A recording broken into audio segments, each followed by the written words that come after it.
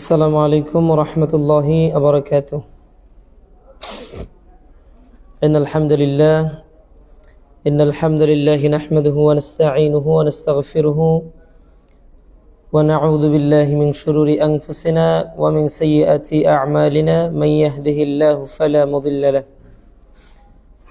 ومن يضلله فلا هادي له وأشهد أن لا إله إلا الله وأن محمدا عبده ورسوله صلى الله عليه وعلى آله وأصحابه أجمعين. প্রশংসা রব্বুল ইজ্জাত আল জালালের, যে রব্বুল আলামিন আমাদেরকে দুনিয়াবী সকল ধরনের ব্যতিব্যস্ততা থেকে ফারিক করে অবসরতার মতো একটি নিয়ামত দান করে আমাদেরকে একটি দ্বীনি মজলিসে উপস্থিত হওয়ার তৌফিক প্রদান করেছেন। সেই মহান রব্বুল ইজ্জাত আল জালালের দরবারে একবার কালিমাতুশ শুকর আদায় করে বলি আলহামদুলিল্লাহ। শান্তির ধারা অবতীর্ণ হোক মানবতার মুক্তির দূত মুহাম্মদ সাল্লাল্লাহু আলাইহি ওয়াসাল্লাম এবং তার আহলি বাইতের প্রতি। আল্লাহুম্মা সাল্লি আলাইহি আল্লাহুম্মা বারিক আলাইহি।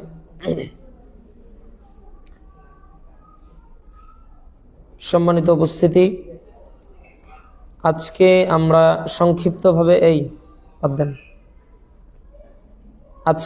সংক্ষিপ্তভাবে আলোচনা করব আমাদের আকীদা সিরিজের ধারাবাহিক পর্ব আহকামুল ইমানের দ্বিতীয় পর্ব ইয়াকিন বিষয়। ইয়াকিন সম্পর্কে কিছু গুরুত্বপূর্ণ তথ্য আপনাদের সাথে শেয়ার করার তৌফিক আল্লাহ তাআলা আমাকে দান করুক। আমা তাওফীকি ইল্লা বিল্লাহ। পবিত্র কোরআনে আল্লাহ সুবহানাহু ওয়া তাআলা ইরশাদ করেন যে আলিফ লাম মিম যালিকাল কিতাবু লা রাইবা ফি। আল্লাহ পবিত্র কোরআনের আলোচনা শুরু করছেন যে আলিফ লাম মিম, এটি এমন একটি কিতাব যাতে কোনো সন্দেহের অবকাশ নেই।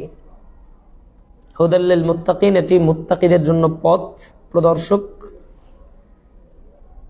এরপর আল্লাহ বলছেন আল্লাযীনা ইউমিনুনা বিল গায়ব, এটা তাদের জন্য পথ প্রদর্শক যারা গায়বের উপর ঈমান আনে। কথা খেয়াল করতে হবে, ওইদিকে একটু কম তাকান। যে যারা গায়বের উপরে ঈমান আনে তাদের জন্য এই কোরআন হচ্ছে হেদায়েত গ্রন্থ। এরপরে আল্লাহ তাআলা পরের আয়াতে বলছেন যে অবিল আখিরাতি হুম ইউকিনুন, এই কোরআনকে দেয়া হয়েছে এজন্য যে তারা যেন মুকিনিন, যারা ইয়াকিন এনেছে তাদের দলভুক্ত হতে পারে। আর অবিল আখিরাতি হুম ইউকিনুন, তারা যেন মুকিনদের দলভুক্ত হয়ে আখিরাতের উপরে ইয়াকিন আনতে পারে। তো ব্যাপার হচ্ছে যে ঈমান এবং ইয়াকিন দুইটা সমর্থক হলেও এর মধ্যে বিস্তর পার্থক্য আছে। আপনাকে আগে বুঝতে হবে যে ঈমান এবং ইয়াকিনের মধ্যে পার্থক্য কি। আল্লাহ বলতে পারতেন যে অবিল আখিরাতি হুম ইউমিনুন, যে তারা আখিরাতের উপরে ঈমান আনে, এটা বলতে পারতো না? এটা বলতে পারতো, কিন্তু আল্লাহ বলছেন যে তারা আখিরাতের উপরে ইয়াকিন রাখে।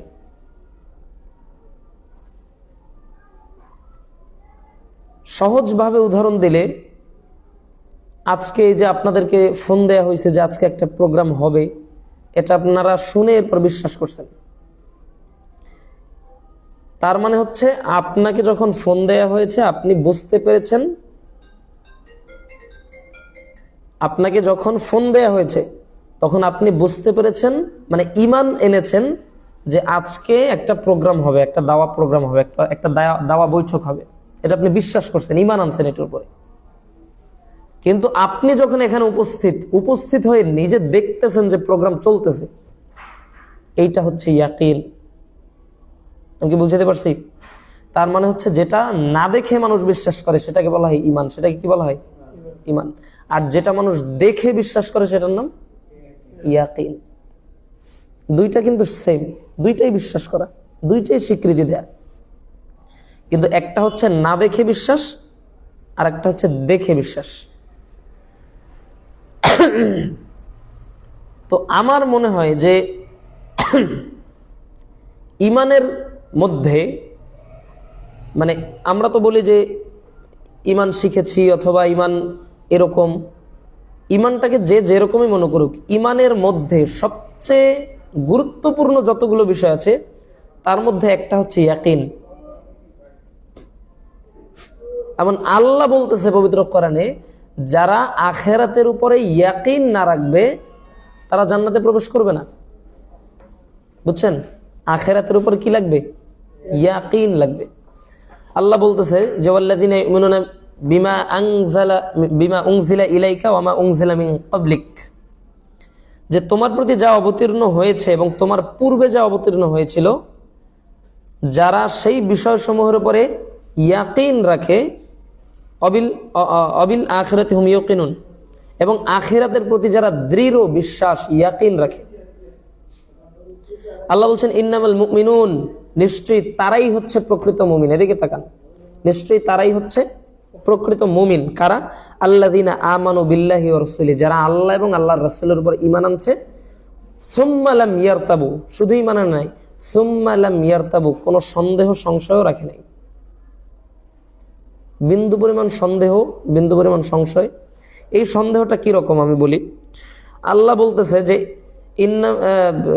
ইন্নাকুম তাওয়াক্কালুনা আলাল্লাহি হাক্কা তাওয়াক্কুলি, যে ব্যক্তি আল্লাহর উপরে সঠিকভাবে তাওয়াক্কুল করবে, ভরসা করবে, যে ব্যক্তি সঠিকভাবে মানে তাওয়াক্কুল ভরসা করার মতো ভরসা করবে আল্লাহর উপরে। আল্লাহর রাসূল বলছেন লা রুযিকতুম কামা ইউরযাকুত তায়র, ওই ব্যক্তিকে ওইভাবে রিজিক দেওয়া হবে যেভাবে রিজিক দেওয়া হয় পাখিকে। তাগুদু খিমাসান ওয়া তারাহু বিতানান, পাখি সন্ধ্যাবেলায় মানে সকালবেলায় খালি পেটে বের হয়, সন্ধ্যাবেলায় ভরা পেটে ফিরে আসে। তার মানে হচ্ছে আপনি বুঝতেছেন না, আপনি মনে করতেছেন যে এখন যদি আমি দোকান বন্ধ করে একটা দিনী মজলিসে বসি তাহলে তো আমার ব্যবসা কম হবে। এটা হচ্ছে আপনি প্রকৃতপক্ষে দেখতেছেন, কিন্তু গায়েবের বিষয়টা হচ্ছে পুরাই উল্টা। আপনি দোকান বন্ধ করে একটা দিনী মজলিসে বসছেন, ওই উসিলায় আল্লাহ আপনাকে 100 গুণ বেশি বিক্রি করাই দিতে পারে আপনার মাল জিনিস, যেটা আপনি ধারণা করতে পারতেছেন না। অথচ এরকমই আল্লাহ বলতেছে যদি ইয়াকিন রাখো, ইয়াকিনের সাথে যদি কেউ ভরসা করে তাহলে আমি তাকে পাখির মতো রিজিক দিব। তো পাখি কি কাজ করে? কয়টা পাখি চাকরি করে, কয়টা পাখির দোকান দিয়ে বসছে, তাকে আল্লাহ তাআলা খাওয়াতে পারলে আপনাকেও পারবে। এর নাম হচ্ছে ইয়াকিন। এখন আপনি আমি বিশ্বাস করি না যে আল্লাহ তাআলা আপনাকে আমাকে খাওয়াতে পারে, এটা আমরা ইয়াকিন রাখি না, ঈমান রাখি যে আল্লাহ পারে। কিন্তু আমি যদি আপনাকে বলি যে ভাই এখানে যদি আসেন, এই তাওহীদ অর্গানাইজেশনের প্রোগ্রামে যদি আসেন, প্রত্যেকদিন আপনাকে 40 কেজি চাউল দেওয়া হবে। আপনি বলেন বানারীপাড়ায় এমন কোন লোক আছে যে আসবে না? বানারীপাড়ায় একটা লোক দেখান বানারীপাড়ার যে লোকটা এই প্রোগ্রামে উপস্থিত হবে না। আল্লাহ তাআলা বলতেছে যদি আমাকে সময় দাও, আমি আল্লাহকে যদি সময় দাও তাহলে আমি আল্লাহ তোমার দারিদ্রতার রাস্তা বন্ধ করে দেবো। এইটা কিন্তু বিশ্বাস করি না, মানে মুখে বলি কিন্তু ইয়াকিন রাখি না। ইয়াকিন কখন হতো? যে কোনো দিনী মজলিস নিজে যেদিন কায়েম করবেন, যে কোনো দিনী মজলিস নিজে যেদিন কায়েম করবেন, যেদিন নিজে মানুষকে দাওয়াতি কাজ করবেন, নিজের ব্যবসার সময়কে ব্যয় করে, নিজের কাজের সময়কে ব্যয় করে, সেদিন বোঝা যাবে যে আপনার মধ্যে ইয়াকিন আসছে, আপনি আল্লাহর উপরে সেই রকম তাওয়াক্কুল করতে পারতেছেন। সেই দিন আল্লাহ আপনাকে পাখির মতো রিজিক দিবে। অন্য জায়গায় আল্লাহ তাআলা বলছেন যে ইন্নামাল মুমিনুন আল্লাযীনা আমানু বিল্লাহি ওয়া রাসূলিহি সুম্মা লাম ইয়ারতাবু, যে নিশ্চয়ই তারাই হচ্ছে ঈমানদার যারা আল্লাহর উপরে প্রকৃতপক্ষে সঠিকভাবে ভয় করার মতো আল্লাহকে ভয় করে, ভরসা করার মতো আল্লাহকে ভরসা করে। এরা হচ্ছে মূলত মুমিন। তার মানে হচ্ছে ইয়াকিন ছাড়া কোনো ব্যক্তি পূর্ণ মুমিন হতে পারে না, অসম্ভব। এজন্য সাহাবী আব্দুল্লাহ ইবনে মাসউদ রাদিয়াল্লাহু তাআলা এটা বলতেছে যে আস-সাবরু নিসফুল ঈমান, শোনো ধৈর্য হচ্ছে ঈমানের অর্ধেক। যদি কোনো ব্যক্তি কঠিন সময়ে ধৈর্য ধরতে পারে, এটা কেমন ধৈর্য? নবী রাসূলরা পর্যন্ত বলতেছে, নবী রাসূলদের যারা সঙ্গী সাহাবায়ে কেরামরা বলতেছে যে মাতা নাসরুল্লাহ, খালি আল্লাহ বলতেছে যে বিপদে পড়লে আল্লাহ সাহায্য করবে, বিপদে পড়লে আল্লাহ সাহায্য করবে, কিন্তু আল্লাহ সাহায্য কোথায়? মানে এত পরিমাণ হতাশ সাহাবীরা যাদের ঈমান ইয়াকিনের স্তরে, মানে সাহাবীদের থেকে উত্তম এত বড় মানুষ কি আর পৃথিবীতে আসবে? কখনো আসবে না। অথচ সেই সাহাবীদের ঈমান নিয়ে সাহাবীরা সবর করতে করতে করতে করতে এক পর্যায়ে হতাশ হয়ে বলতেছে, মানে মাতা নাসরুল্লাহ, আল্লাহর সাহায্য কোথায়? দেখতেছি না তো আল্লাহর সাহায্য। আল্লাহ তখন জবাব দিয়ে বলছে, ইন্না নাসরুল্লাহি কারীব, নিশ্চয়ই আল্লাহর সাহায্য নিকটে, তোমরা দেখতে পাইতেছো না, কিন্তু আল্লাহ তোমাকে, হয়তো এই তুমি বুঝতেছো না, আল্লাহ তোমাকে সাহায্য করতেছে, অথবা আল্লাহ তোমাকে সাহায্য করবে খুব শীঘ্রই, আরেকটু ধৈর্য। সবরুন জামিল, সুন্দর ধৈর্য, খালি ধৈর্য না। তো সেটা বলছে যে as-sabru নিসফুল ঈমান, ঈমান হচ্ছে, মানে সবর হচ্ছে ঈমানের অর্ধেক। যে ব্যক্তি কঠিন সময়েও সবর করতে পারবে তার অর্ধেক ঈমান পরিপূর্ণ, মানে অর্ধেক ঈমান, ঈমানদার হলো আর কি, অর্ধেক। এরপরে তিনি বলছেন ওয়াল ইয়াকিনুল ঈমান কুল্লু, আর ইয়াকিন হচ্ছে পূর্ণাঙ্গ ঈমান। আল্লাহু আকবার। ইয়াকিন হচ্ছে পূর্ণাঙ্গ ঈমান। কোন ব্যক্তি যদি ইয়াকিন অর্জন না করতে পারে ইলমে গায়েবের উপর, এই ইয়াকিনটা কিরকম, এটার কিছু উদাহরণ আমি শেষে টানবো, শেষে টেনে আলোচনা শেষ করব। এই ইয়াকিনটা হচ্ছে ওই রকম যে আল্লাহ আপনাকে খাওয়াবে, আপনি সেটা ঠিক ওইভাবে বিশ্বাস করবেন। এখানে যদি ঘোষণা দেয়া হয় যে আপনাকে 40 কেজি চাল দেওয়া হবে, ওইটা যেভাবে বিশ্বাস করছেন আল্লাহকে আপনি ওইভাবেই বিশ্বাস করবেন, তখন হচ্ছে আপনার পূর্ণাঙ্গ ইয়াকিন। আর যতক্ষণ না ইয়াকিনটা পূর্ণাঙ্গ হচ্ছে ততক্ষণ পর্যন্ত আপনার ঈমানও পূর্ণাঙ্গ হচ্ছে না। ফেরেশতা সব সময় আপনাকে দেখতেছে, ফেরেশতা সব সময় আপনার প্রত্যেকটা কদমে কদম লিখতেছে, প্রত্যেকটা বিষয়, যেই সব কাজ আপনি করেন প্রত্যেকটা বিষয় তারা লিপিবদ্ধ করতেছে, ভিডিও করতেছে। কারা করতেছে? ফেরেশতারা। এখন ব্যাপার হচ্ছে ওই যে রুমের কোনায় গিয়ে যে আমরা খারাপ কাজগুলা করি, সেইগুলা তখন করতে পারতাম না যদি মনে করতাম যে হায় রে, আমার সাথেও তো অসংখ্য ফেরেশতা আছে যারা আমাকে দেখতেছে, আমার এইটা ভিডিও ক্লিপ রেকর্ড হচ্ছে।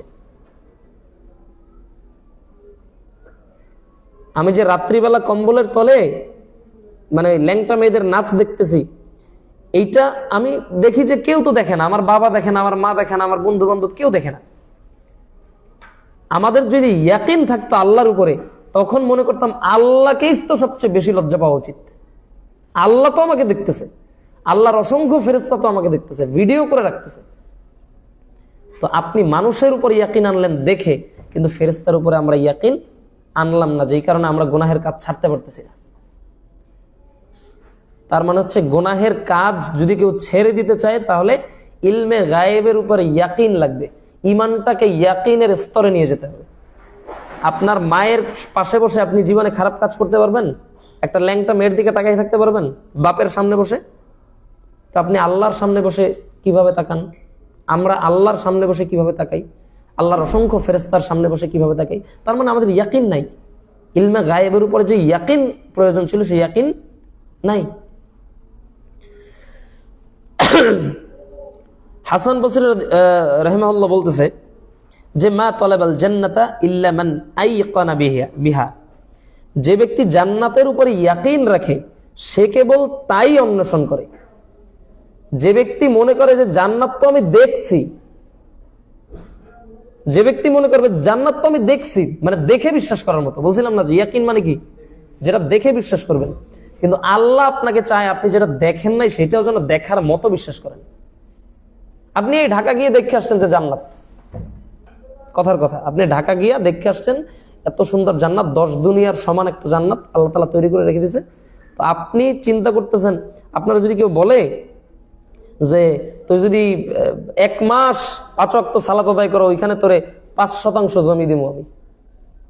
কোন লোকটা আছে ভাই যে 5 ওয়াক্ত সালাত পড়বে না? ও তো 5 ওয়াক্ত সালাত জামাতে পড়বে, খালি 5% জমির জন্য। তা আল্লাহ তাআলা আপনাকে আমাকে 10 দুনিয়ার সমান একটা জান্নাত দিতেছে। সবচেয়ে ছোট যে জান্নাতটা, ওইটা কত সাইজ, কত? পৃথিবীর 10টা পৃথিবীর সমান একটা জান্নাত, ওইটা আল্লাহ আপনাকে দিতেছে। এই জন্য আপনাকে মানে আপনি আমি মসজিদে যাইতে পারতেছি না, আপনি আমি আল্লাহর জিকির আজগারে করতে পারতেছি না। তো সেটা উনি বলতেছে যে ব্যক্তি জান্নাতকে দেখার মতো করে বিশ্বাস করে সে ব্যক্তি জান্নাতের জন্য উতলা থাকে। যারা দূর, খাবার দাবার বাদ দাও, স্ত্রী পুত্র সন্তান বাদ দাও, পরিবার পরিজন বাদ দাও, আগে আল্লাহর কাজ। এদেরকে এত সময় দিব কেন? এদের যতটুকু প্রয়োজন ততটুকু দিব, স্ত্রীর যতটুকু হক ততটুকু দিব, বাকি সময় তো আল্লাহকে দিব। এইটা হচ্ছে ইয়াকিন। ঈমান আর ইয়াকিনের মধ্যে পার্থক্য হচ্ছে, ঈমান হচ্ছে আপনি বিশ্বাস করে বসে আছেন, আর ইয়াকিন হচ্ছে আপনি উতলা হয়ে গেছেন যে কিভাবে পেতে পারি এটা। 5% জমি, এটা হচ্ছে ইয়াকিন। আপনি দেখে বিশ্বাস করছেন আপনাকে দিবেই। তো আল্লাহ সেটাই চায় যে জান্নাত বানাইয়ে রাখছি, জান্নাত যেন দেখে ইয়াকিনের মতো বিশ্বাস করে। এরপর তিনি আবার বলছে ওয়ালা ফাররা মিনান নার ইল্লা মান সাদ্দাকা বিহা, যে ব্যক্তি সঠিকভাবে ইয়াকিনের সাথে জাহান্নামকে বিশ্বাস করে সে ব্যক্তি কোনোদিনও হারাম কাজে জড়াতে পারে না, এটা সম্ভব না।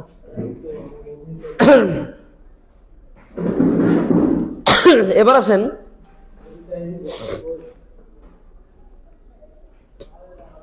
যে ইয়াকিন আসলে বলতে কি বুঝায়। ইমাম ইবনে রজব হাম্বলি রাহিমাহুল্লাহ বলছেন যে আসলুল ঈমান হুয়াল ইয়াকিন, যে ঈমানের মূল হচ্ছে ইয়াকিন, ঈমানের গোড়া হচ্ছে ইয়াকিন। যদি মানুষের মানে একটা গাছের গোড়াই না থাকে তো গাছ আছে? একটা গাছের গোড়া নাই, গাছ আছে? নাই। যদি কোনো ব্যক্তির ইয়াকিনই না থাকে তাহলে তার ঈমানই নেই। আসলুল কি বলছে যে আসলুল ঈমানি হুয়াল ইয়াকিন, ইয়াকিন হচ্ছে ঈমানের মূল, মানে ঈমান হচ্ছে ইয়াকিনের, ইয়াকিন এমন কই পড়লাম কই, ঈমানের মূল হচ্ছে ইয়াকিন। পরিপূর্ণ ঈমানদার হওয়ার জন্য ইয়াকিন অর্জন জরুরি।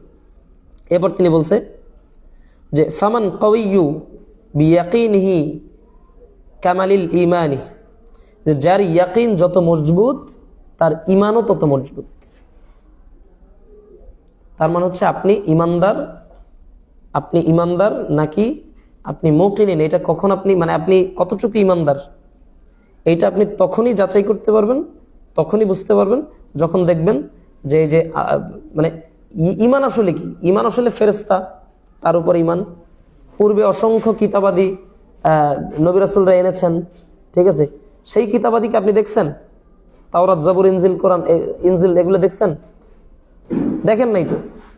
সেইগুলা দেখে দেখার মতো বিশ্বাস। অসংখ্য হাজার হাজার নবী রাসূলরা আসছে, তাদেরকে আপনি দেখছেন? শুআইব আসছে, লূত আসছে, নূহ আসছে, মূসা, ঈসা, কাউকে দেখেন নাই, কিন্তু তাদেরকে দেখার মতো করে বিশ্বাস। এটাই তো ইয়াকিন। এখন মূলত ইয়াকিনটা মানে ইয়াকিনের সংক্ষিপ্ত পরিচয় পেলাম, ইয়াকিনের জরুরতটা আমরা বুঝলাম। এবার আসেন কয়েকটা কাহিনী শুনি আমরা, ঘটনা যেটা আল্লাহ কোরআনে বলে দিচ্ছেন সেটা, তাহলে আমরা ইয়াকিনটা মূলত আসলে কি সেটা বুঝতে পারবো। আচ্ছা, কেউ যদি বলে যে আমি খালি আঙুল দিয়ে ইশারা করবো আর ওই ফ্যানটা খুলে নিচে নেমে আসবে, আপনি বিশ্বাস করবেন? এটা বিশ্বাসযোগ্য? আদৌ কি এটা কোনোদিন সম্ভব? কোনোদিন সম্ভব? এটা কি কোনোদিন সম্ভব? সম্ভব না। কিন্তু আমি যদি বলি যে ফ্যানটা এখানে নিচে একা একা খুলে নেমে আসবে, আমি খালি হাত দিয়ে ইশারা করবো, এইটা দুনিয়াবি লজিকে আপনার মনে হতে পারে যে অসম্ভব, কিন্তু ইয়াকিনের লজিকে এটা সম্ভব। আমি যদি মুকিনিন হই তাহলে আপনি বিশ্বাস করতে বাধ্য থাকবেন যে কোনো ব্যক্তি হাত দিয়ে ইশারা করবে, ফ্যানটা খুলে নিচে আস্তে আস্তে নেমে আসতে পারে। এটা সম্ভব। কিভাবে সম্ভব আমি উদাহরণ দেই। কিভাবে সম্ভব দেখেন। একটা জাতি ছিল যেটাকে বলা হয় বানু ইসরাইল। কোন জাতিকে বলা হয়? বনি ইসরাইল। কোন জাতিকে বলা হয় মানে কার বংশধরদের? ইয়াকুব আলাইহিস সালামের বংশধরদেরকে কি বলা হয়? বানু ইসরাইল। ইয়াকুব আলাইহিস সালামের আরেকটা নাম হচ্ছে ইসরাইল। ইয়াকুবের সন্তান কয়জন? 12টা, তার মধ্যে ইউসুফ একজন। 12 সন্তানের যে বংশ,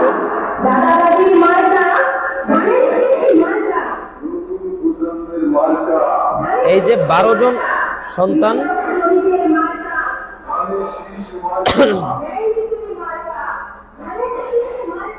এই যে 12 যে সন্তান, এই 12 সন্তানের যে বংশ, এদেরকে বলা হয় বানু ইসরাইল। তো বনি ইসরাইলের ভিতরে আল্লাহ তাআলা তাদেরকে অনেক নিয়ামত দিয়েছে। বনি ইসরাইলের মধ্যে আল্লাহ অনেক নিয়ামত দিয়েছে। ভাই একটু খেয়াল করেন, বনি ইসরাইলের মধ্যে আল্লাহ তাআলা অনেক নিয়ামত দিয়েছে। ওই যে আসমান থেকে মান্না সালোয়া আসতো, এটা কাদের উপর আসতো? বনি ইসরাইলের উপর। এই যে পাথরের উপরে আঘাত করলো, পাথর ফেটে পানির 12টা ঝর্ণা তৈরি হয়ে গেলো, এটা আল্লাহ কাকে দিছে? বনি ইসরাইলকে। সাগরের উপরে আঘাত করলো, এরপরে সাগরের ভিতরে 12টা রাস্তা হয়ে গেলো, এটা কাদেরকে দিছে? বনি ইসরাইলকে। তো বনি ইসরাইলকে আল্লাহ তাআলা বলতেছে যে, মানে মুসা আলাইহিস সালামকে আল্লাহ বলতে বলছে যে তোমার জাতিকে নিয়ে তুমি ফিলিস্তিন। এই যে দেখেন মানে ইয়াকিন কি জিনিস। ওই যে বললাম না যে কেউ ইশারা করবে, এইটা ইয়াকিনের লজিকে সম্ভব, যদিও দুনিয়াবি লজিকে এটা সম্ভব না।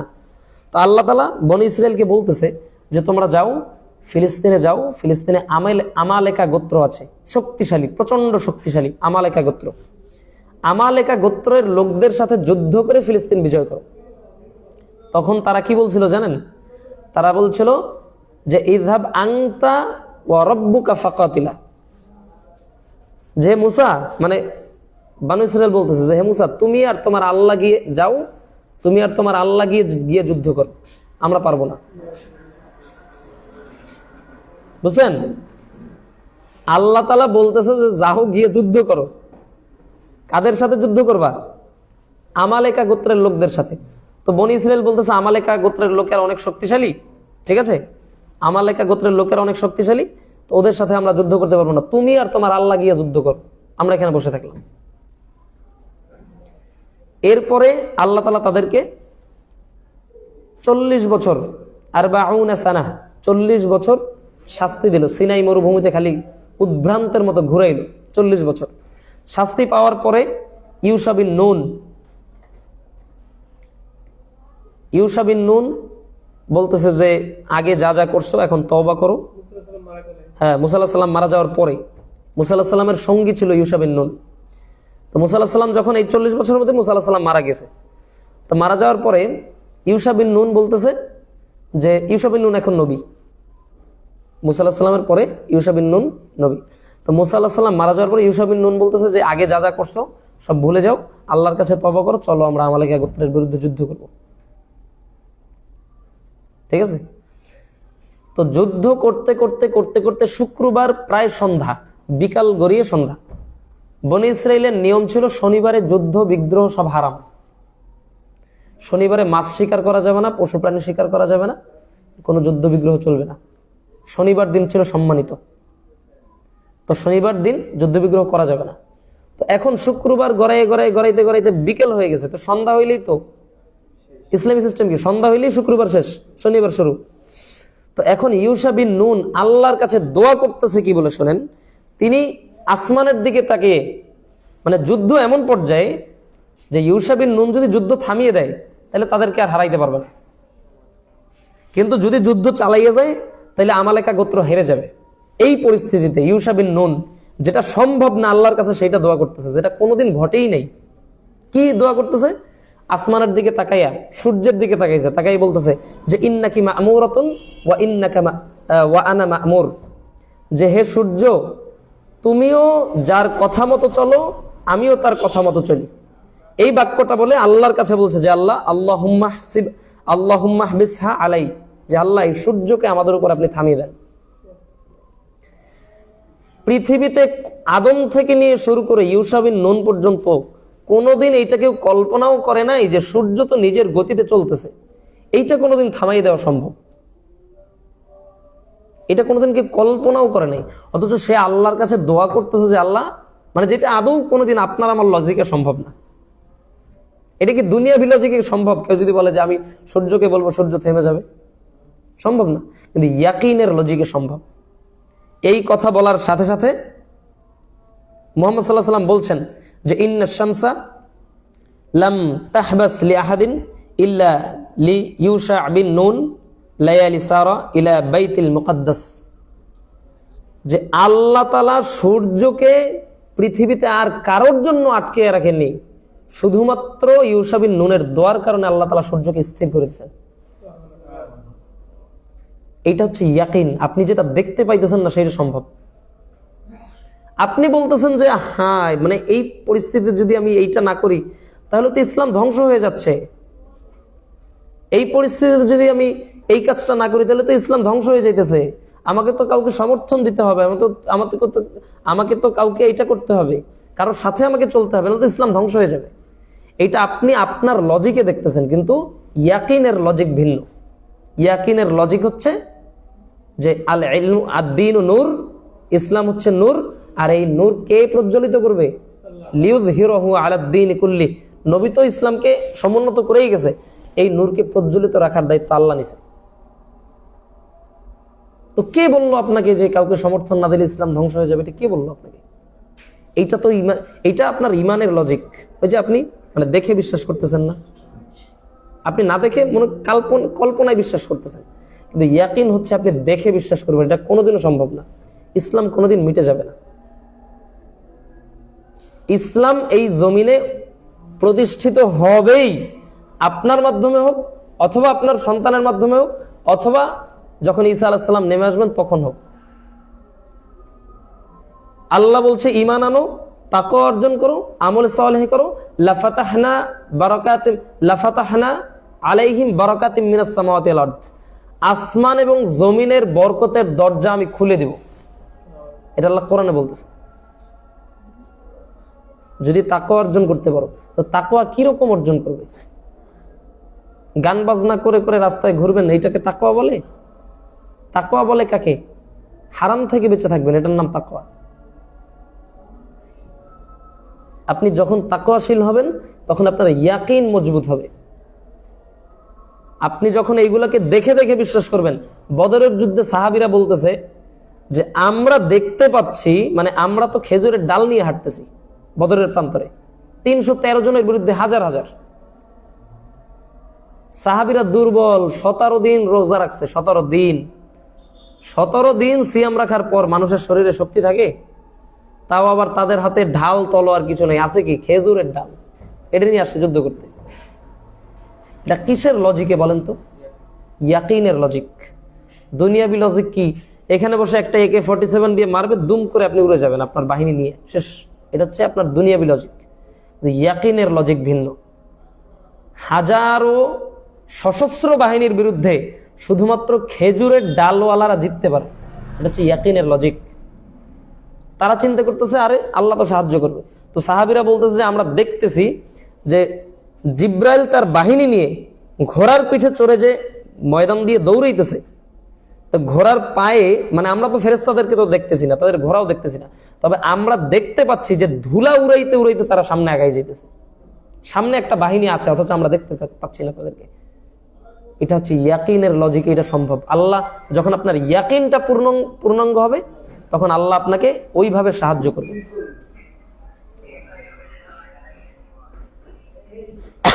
এরপর আসেন আর দুইটা কাহিনী বলে আমরা আলোচনা ইতি টানব। এ হচ্ছে একটা ইয়াকিনের লজিক। এবার দেখেন ইব্রাহিম আলাইহিস সালাতু ওয়াস সালাম আল্লাহকে বলতেছে, ইব্রাহিম আলাইহিস সালাম। আচ্ছা, আমার কথা কি মূলত কঠিন হইতেছে? আপনারা বুঝতেছেন? আচ্ছা, ইব্রাহিম আলাইহিস সালাতু ওয়াস সালাম বলতেছে, আল্লাহ বলতেছে যে ওয়াইদ ক্বালা ইব্রাহিম রব্বি আরিনি কাইফা তুহিল মাউতা। আল্লাহ তাআলা বলছে যে ইব্রাহিম যখন আল্লাহকে বলতেছে যে আল্লাহ কাইফা তুহিল মাউতা, তুমি মৃতকে কিভাবে জীবিত করো। এটা হচ্ছে আমাদের সূরা বাকারার মধ্যে আসছে যে আল্লাহ আপনি মৃতকে কিভাবে জীবিত করেন। তখন আল্লাহ তাআলা বলছেন যে ইয়া ইব্রাহিম আওয়ালাম তুমিন, তুমি কি বিশ্বাস করো না? আমি যে মৃতকে জীবিত করতে পারি, তুমি যে প্রশ্ন করলা, তুমি কি বিশ্বাস করো না? তখন ইব্রাহিম বলছে যে বালা ওয়ালাকিন লিয়াতমাইন্না কলবি, অবশ্যই বিশ্বাস করি, কেন বিশ্বাস করব না, তবে লিয়াতমাইন্না কলবি, আমার অন্তরটা প্রশান্তি হবে যদি আমি এটা জানতে পারি যে আপনি কিভাবে জীবিত করেন। তখন আল্লাহ তাআলা বলছেন যে ক্বালা ফাখুয আরবাতাম মিন তাইর, 4টা পাখি ধরো। কয়টা? 4টা পাখি ধরে এরপরে ফাসুরহুন্না ইলাইক, তোমার অনুগত বানাও, মানে হচ্ছে লালন পালন করে শিকারী বানাও। এবার বলছেন যে সুম্মা জাআল আলা কুল্লি জাবালিন মিনহুন জুজআন, এবার পাখিগুলোকে জবাই করো, জবাই করে প্রত্যেক পাহাড়ের উপরে একটা একটা টুকরো রেখে আসো, জবাই করা পাখির টুকরা। এরপর আল্লাহ বলছেন সুম্মাদউন্না ইয়াতিনাকা সাআয়া, চারটা পাখি ধরো, তোমার পোষ মানাও, জবাই করো, জবাই করে মাংসের টুকরাগুলো ওই যে পাহাড়ের উপরে রেখে আসো। এরপরে তুমি পাহাড়ের নিচে নেমে ওই পাখিগুলোকে ডাক দাও, দেখবা যে পাখিগুলা উড়ে তোমার কাছে চলে আসছে। এটা হচ্ছে ইয়াকিন, এটা হচ্ছে ইয়াকিন যে মৃত পাখি জবাই করে দিলাম, এটা কিভাবে জীবিত হওয়া সম্ভব? তো আল্লাহ তাআলা প্রত্যেকটা নবীকে, প্রত্যেক নবীর ক্ষেত্রে কিছু কিছু গায়েবের পর্দাকে উন্মোচন করে তাকে দেখিয়েছেন বিভিন্ন জিনিস। মুসা আলাইহিস সালামের ব্যাপার দেখেন, আমা তিলকা ইয়ামিনিকা ইয়া মুসা। মুসা আলাইহিস সালামের কাহিনীটা আমি বলি, এটা মজার। যে মুসা আলাইহিস সালাম, যে আপনি বলেন না যে আমি তো দুর্বল, মুসা আলাইহিস সালাম কি রকম? ওই যে আমি বলি না যে আমার তো ক্ষমতা লাগবে, ক্ষমতা না থাকলে এই অন্যায়টাকে আমি বন্ধ করতে পারতেছি না, কেন? ওই মেম্বার, ওই চেয়ারম্যান আমার থেকে শক্তিশালী, এটা বলি না? এটা বলি না? তো ওই রকম ব্যাপার হচ্ছে যে ওই মেম্বার চেয়ারম্যানের কাছে আপনি আজকে যতটা অসহায়, মুসা আলাইহিস সালাম আপনার চেয়েও বেশি অসহায় ফেরাউনের কাছে। আপনি আপনার এলাকার একজন সাধারণ মেম্বারের কাছে যতটা অসহায়, তার থেকে হাজারো গুণ বেশি অসহায় মুসা ফেরাউনের কাছে। ক্ষমতা নাই আপনার আমার যতটুকু সামর্থ্য আছে এক জায়গায় গিয়ে দাঁড়াই কথা বলার, মুসার এই ক্ষমতা নাই ফেরাউনের সামনে দাঁড়াই কথা বলবে। মুসা আলাইহিস সালাম রাস্তা দিয়ে যাইতেছে, তো দেখতেছে ফেরাউনের এক দায়িত্বশীল তার ভাইকে মারতেছে, তো ফেরাউন দিছে থাপ্পড়। কাহিনী শুনছেন না? থাপ্পড় দেওয়ার পর কি হলো? মারা গেছে। তো মুসা হচ্ছে এমন একজন লোক, মুসা আলাইহিস সালাম এমন একজন লোক যিনি ফাঁসির আসামি, পাইলেই ফাঁসি দিবে ফেরাউন ধরে। মুসা এমন একটা পরিবারে জন্মগ্রহণ করছে যে তার মা তাকে পরিচয় দিতে পারতেছে না যে এটা আমার সন্তান, তাহলে জবাই করে দিবে। মুসা এমন একটা জাতির দায়িত্বশীল, এমন একটা কওমের নেতা, যেই কওমের শুধুমাত্র মহিলাদেরকে জীবিত রাখা হয় আর প্রত্যেকটা পুরুষকে জবাই করা হয়। তাহলে আপনি বুঝেন যে মুসার থেকেও কি আপনি দুর্বল? মুসা আলাইহিস সালামের থেকে কি আপনি দুর্বল এখন বর্তমান? দুর্বল না। অথচ আল্লাহ তাআলা মুসাকে বলতেছে যে মুসা ইযহাব ইলা ফিরআউন ইন্নাহু তাগা। বলে নাই যে ওই মেম্বারে গিয়ে দাওয়াত দাও, বলে নাই যে ওই এলাকার এক নেতা আছে তারে গিয়ে দাওয়াত দাও, বলছে সোজা ফেরাউনের কাছে গিয়ে দাওয়াত দাও। ইযহাব ইলা ফিরআউন, যেই ফেরাউনরে পাইলে হত্যা করবে, ফাঁসি দিবে, মেরে ফেলবে, জবাই করবে। এইটা আপনি দুনিয়াবি লজিকে কিভাবে বুঝাবেন যে মুসা আলাইহিস সালাম কোন যুক্তিতে ফেরাউনের সামনে গিয়ে দাঁড়াবে? কোন যুক্তিতে? তিনি 10 বছর পলাতক আসামি মুসা, যখন আল্লাহ তাআলা বলতেছে যে আপনি মুসার কাছে যাও, মুসার কাছে গিয়ে দাওয়াত দাও, ফেরাউনের কাছে যাও, ফেরাউনের কাছে গিয়ে দাওয়াত দাও, এইটা যখন আল্লাহ মুসাকে বলছেন, তখন মুসা গোলামি করে 10 বছর একটা বাসায়, 10 বছরের গোলাম, কাপড় চোপড় ধুয়ে দেয়, ওই বাড়ির বকরি চড়ায়। সেই অবস্থায় এত মিসকিন, এত দরিদ্র, এত মানে ক্ষমতা তো একটুও নাই, এইরকম পরিস্থিতিতে আল্লাহ বলছেন ফেরাউনের কাছে গিয়ে ইযহাব ইলা ফিরআউন ইন্নাহু তাগা। ফেরাউন কিন্তু তাগুত। ফেরাউন কি? আল্লাহ বলছেন ফেরাউন হচ্ছে তাগুত, মহা সীমালঙ্ঘনকারী। ফেরাউনের কাছে গিয়ে দাওয়াত দাও। তখন মুসা ভয় পেয়ে গেলেন যে আল্লাহ আমি কিভাবে যাব?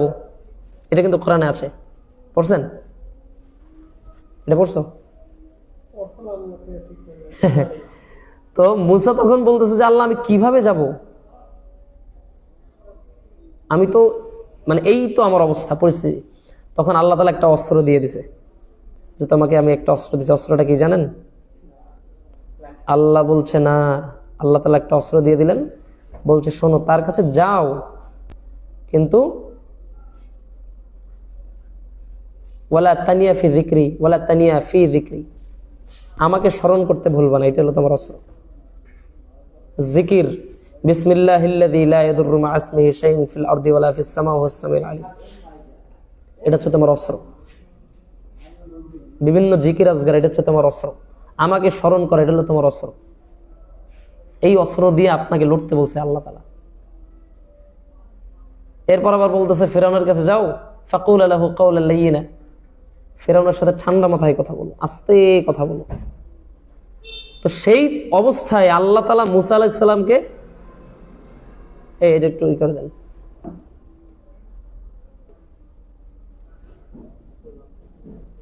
সেই অবস্থায় আল্লাহ মুসা আলাইহিস সালামকে বলতেছে যে মুসা তোমার হাতে ওটা কি? এরপর বলতেছে যে মুসা তোমার হাতে কি? ওমা তিলকা বিয়ামিনিকা ইয়া মুসা, তোমার ডান হাতে ওটা কি মুসা? তখন মুসা আলাইহিস সালাম বলছেন ক্বালা হিয়া আসায়া, আমি আরবিটা না পড়ি।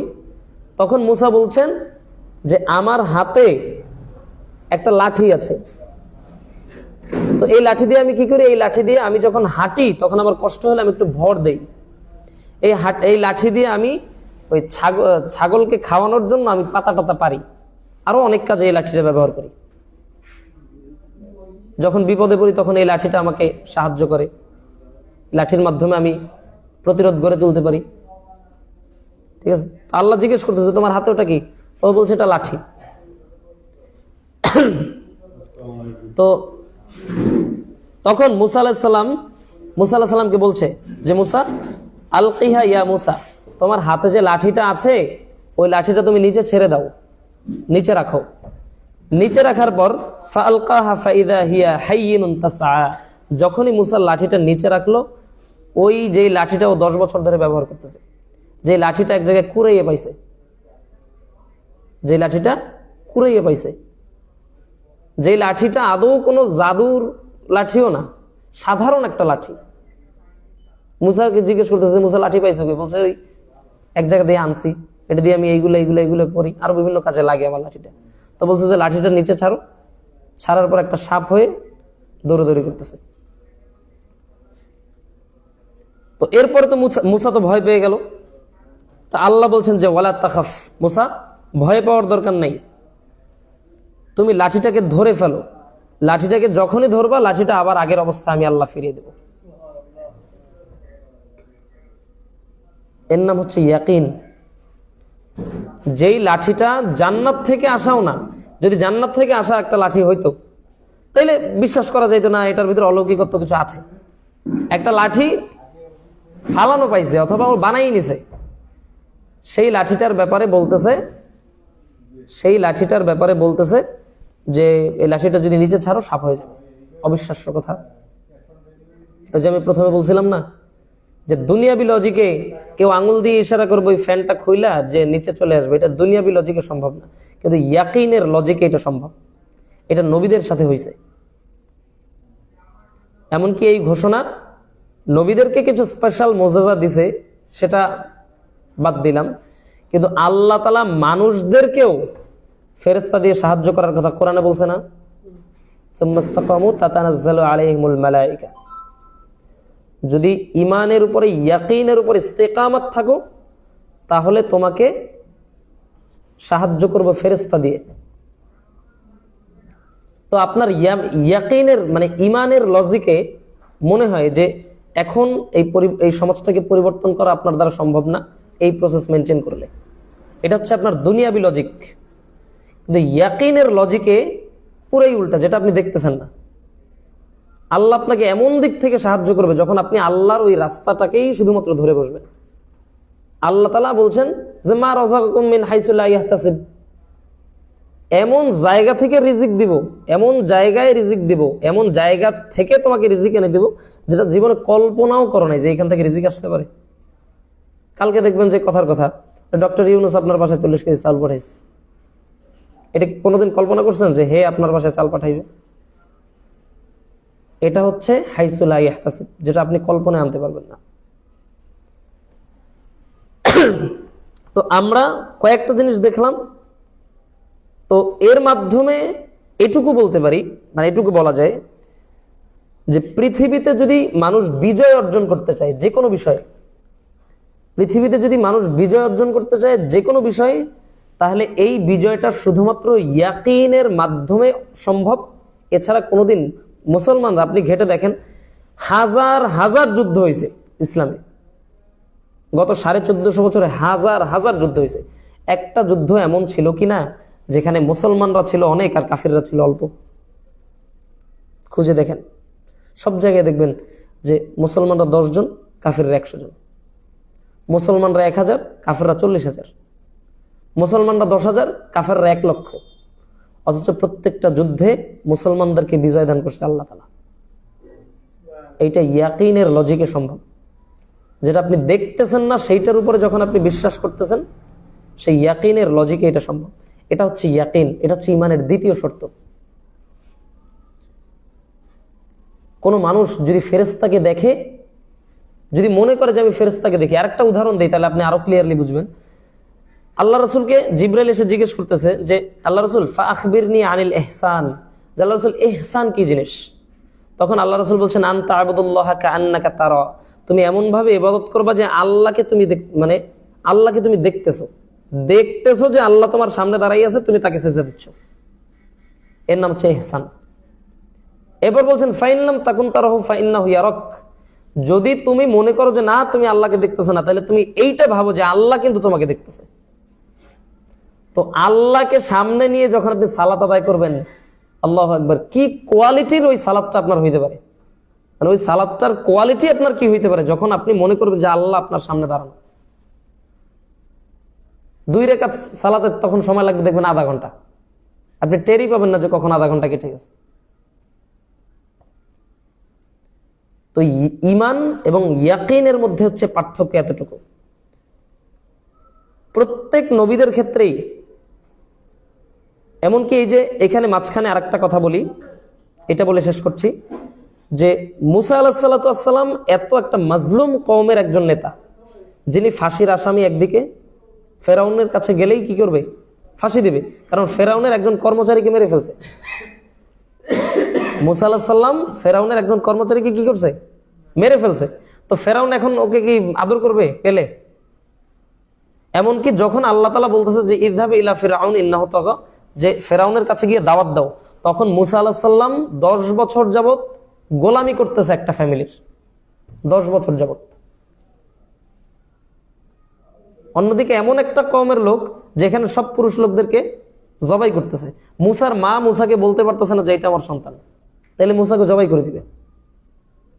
এই অবস্থায় আল্লাহ তাআলা বলতেছে যে সোজা ফেরাউনের কাছে যাও, গিয়ে দাওয়াত দাও।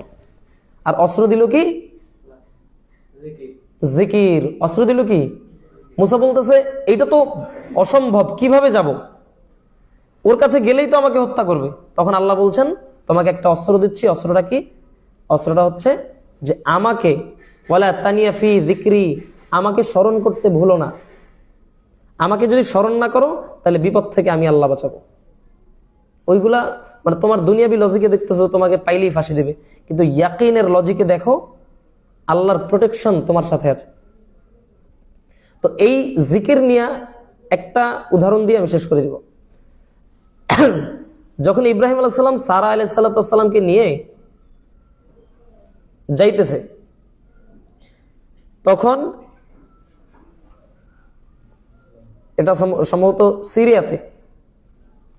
সিরিয়ার মধ্য থেকে যখন মানে হ্যাঁ সিরিয়ায় যখন ইব্রাহিম আলাইহিস সালাম সারা আলাইহিস সালামকে নিয়ে যাইতেছে, তখন সিরিয়ায় একজন জালেম বাদশা, তিনি একে বলতেছে মানে ইব্রাহিম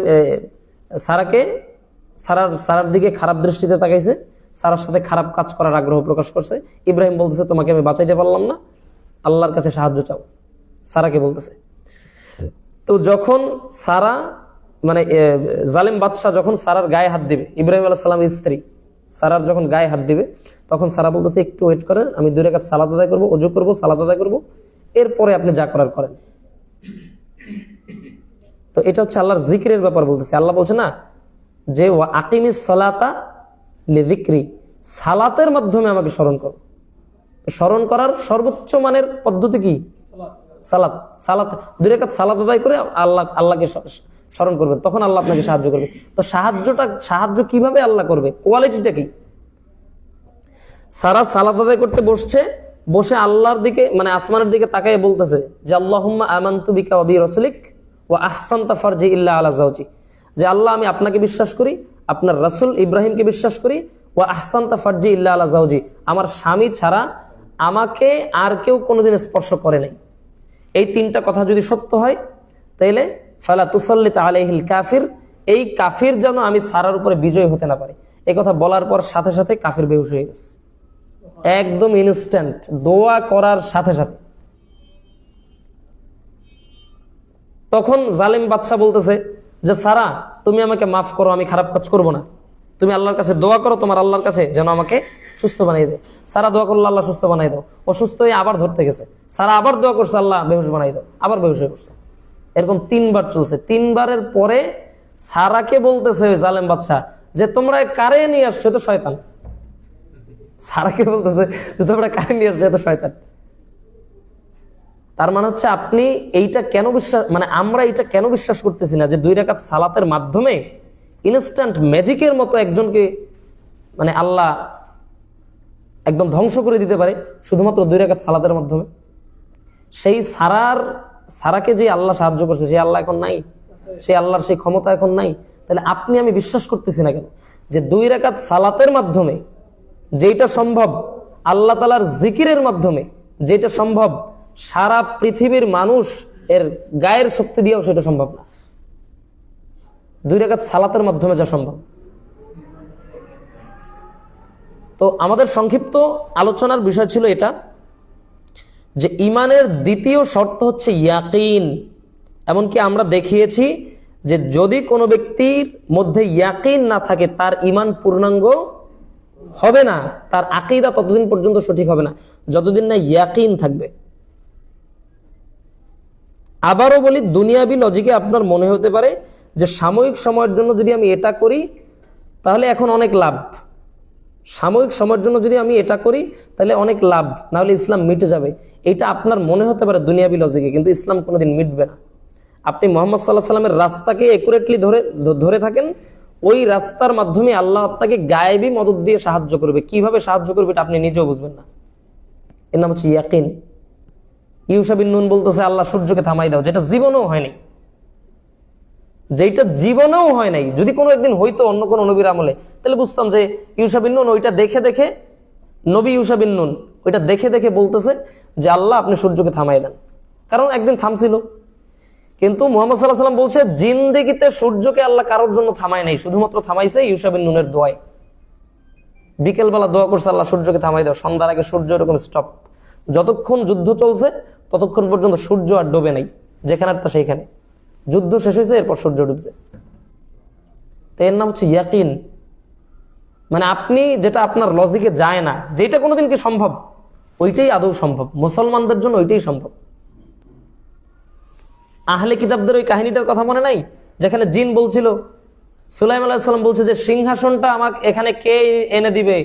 জিন বলতেছে আপনি বসবেন আর দাঁড়াবেন, এর মধ্যে যতটুকু সময়, এর মধ্যে আমি সিংহাসন এনে দিব, এইটা বলতেছে।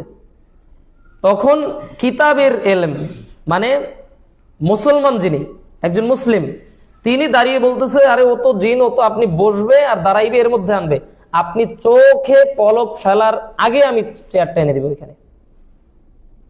তো কোনোদিন কি এইটা দুনিয়াবি লজিকে যায় যে একটা চেয়ার আর এক দেশ থেকে এই দেশে নিয়ে আসবে চোখের পলকে? ও একজন মানুষ, বুঝাইতে পারি নাই। ও কিন্তু কোনো জাদুকর না, ও কিন্তু কোনো জিন না, জিনের মাধ্যমে সম্ভব এটা। জিনের আধ্যাত্মিক পাওয়ার আল্লাহ তাআলা দিয়ে দিয়েছে, এটা সম্ভব। ও সাধারণ একজন মানুষ, অথচ ওর ভিতরে হিকমা আল্লাহ দিয়ে দিয়েছে, ওকে আল্লাহ ভালো একজন আলেম বানাইছে, ঠিক আছে? তো ও বলতেছে যে আপনি চোখে পলক ফেলার আগে আমি হাজির করে দিব। এটা দুনিয়াবি লজিকে সম্ভব না, কিন্তু ইয়াকিনের লজিকে সম্ভব। তো মুসলমানরা কোনো দিন বিজয় অর্জন করে নাই ইয়াকিন ছাড়া। মুসলমানরা কোনো দিন বিজয় অর্জন করে নাই ইয়াকিন ছাড়া। যেদিন মুসলমানরা বিশ্বাস করতে পারবে যে আমি বিন্দু পরিমাণ এদিকে যাব না এদিকে যাব না, আল্লাহ রাসূল যেটা দেখাইছে সেটার উপরে থাকবো, দুনিয়া লন্ডভন্ড হয়ে গেলে ওইটার উপরে থাকবো, এইরকম ইয়াকিন যেদিন মানুষ আনতে পারবে, এই একাধিক কাহিনীর মাধ্যমে, ঘটনার মাধ্যমে, যেটা আল্লাহ কোরআনে বলছে দেখালাম, যে যেদিন ওই রকমই ইমান আনবে, ইয়াকিন আনবে যে আল্লাহ রাসূলের পথ ছাড়া কোনো দিকে যাব না, বিন্দু পরিমাণ সরব না, তখন আল্লাহ তাআলা ফেরেশতা দিয়ে সাহায্য করবে। ওইভাবে নিজের গায়েবী মদদ দিয়ে আল্লাহ মানুষকে সাহায্য করবে। আল্লাহ আমাদের বোঝার তৌফিক দান করুন। সুবহানাকাল্লাহুম্মা